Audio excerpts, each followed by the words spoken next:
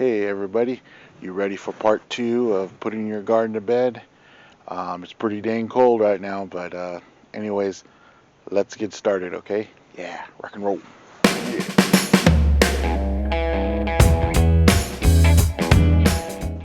Hey everybody, Richard Mata here for Neighborhood Gardeners. This is the second part of putting your garden to bed. It is frickin' cold right now here in Idaho. It's well, actually, it's only like what 30, maybe 38 right now. But anyways, let's enough talk, and I'll show you what I do. Let's get going. All right. Yeah.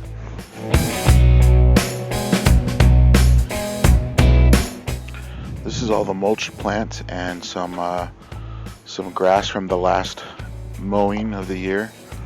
And what I'm gonna go ahead and do is just gonna go ahead and cover all of this up.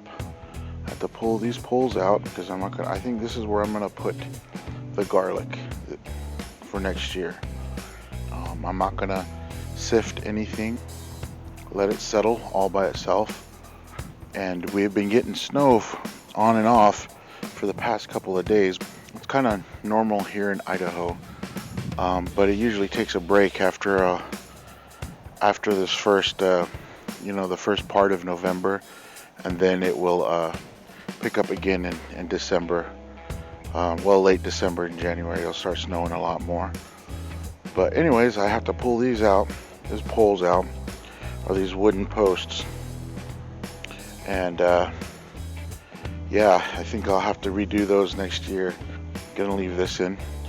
And then yeah, I think I'll just have to clean everything up, put everything away, put these poles away, take this stake out, and hopefully next year this asparagus will grow.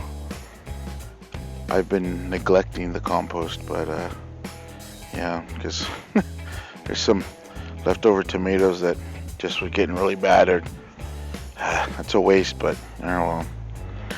It kind of happens almost every year. I get so many tomatoes, I have to just throw them out, and the green ones don't turn red, and so I gotta throw those out. And then these just don't get eaten fast enough, even though I made all that salsa and everything. And then I'll be making another video about pruning the peach trees, and I'm pretty excited about doing this because I have the proper copper spray that I need to spray on it so that it doesn't get that same leaf curl disease from last year. The same with this one, and I'm gonna chop off the top of that. I'll be pruning that really good, and then and believe it or not, we have some arugula in here, I think, and some beets that are still doing pretty good even after the pretty good freezes that we've had the past couple of days. But okay, the first thing we're gonna do is we're gonna dig up these poles right here. They're down in the ground pretty deep, so we got to get them out. And then the same with these wooden ones. They shouldn't be too hard to take out, but we're gonna do that. Then I got to take all these to the garage, and then we'll go ahead and just dump all of this mulch in here, and just get it ready for the winter. That's basically it. Just clean up everything. It's pretty easy. Okay, here we are. We're going to pull these poles out. We had to dig pretty far down. I suggest if you're going to use these types of T-poles, I would definitely make sure you're going to keep them permanent.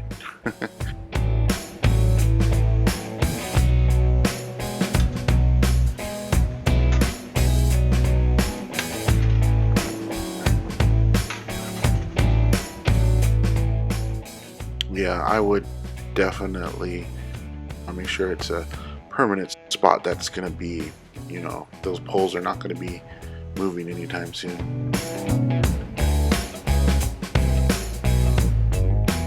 And here's some of the wooden stakes that we used. I definitely recycled this wood. I'll use this either in smaller projects, or I'll probably use it next year. And here we are just dumping some of the grass and some of the mulch into some of the back beds. Um, it's always good to just to do this, like, and I use you can tell it's the grass has been sitting in the wheelbarrow for a couple of days. It's kind of soggy. It snowed and rained here. Um, but I think it's always good to use mulch in your garden. It helps protect the soil, and it helps the plants because it's keeping that moisture into the soil, and so the plants have you know, it has extra water and nutrients right there. It's nothing gets dried out, nothing dies or anything like that. So it's good to have good to keep your lawn clippings and stuff like that. So and here he is. He's just raking out some more mulch here, leveling everything off.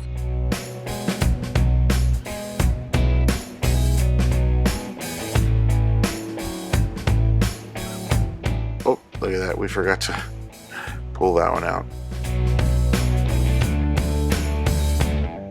It's really good to keep mulch and grass clippings, well, the grass clippings actually act as mulch. So, it's free. I don't have to ever buy any mulch or anything like that for my garden. It feeds the soil, especially during the winter season. But if you don't have access to any kind of grass clippings or leaves or anything like that, you can always use cover crops.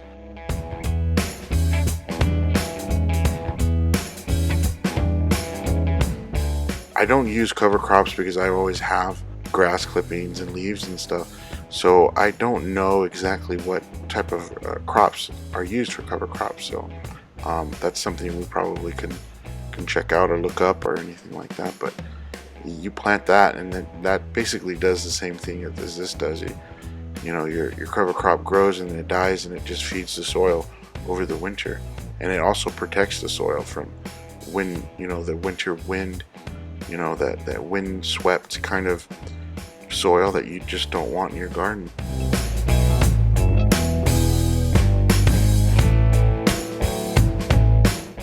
And this is my compost. I'm just shoveling some compost in the asparagus box. Hopefully next year it'll do good. And that's basically it. We just cleaned everything up, put the poles away, and that's all there is to it. And boom, your garden is put to bed for the winter. And I may put a little bit more compost in on top just to help settle it down and help the grass decompose over the winter. Yeah, and that's basically it. And so since I basically decided I'm gonna put the garlic over here on this side because of that willow tree is blocking this area, so I think the garlic will do really good in this spot. So I'm gonna put garlic there, and I'll make another video, and I'll show you how I plant my garlic.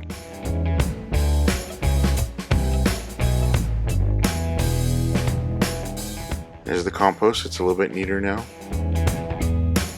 Oh, and there's Mr. Owl protecting my black Spanish beets. Awesome. Okay, hey, we're done. So that was kind of fun, wasn't it?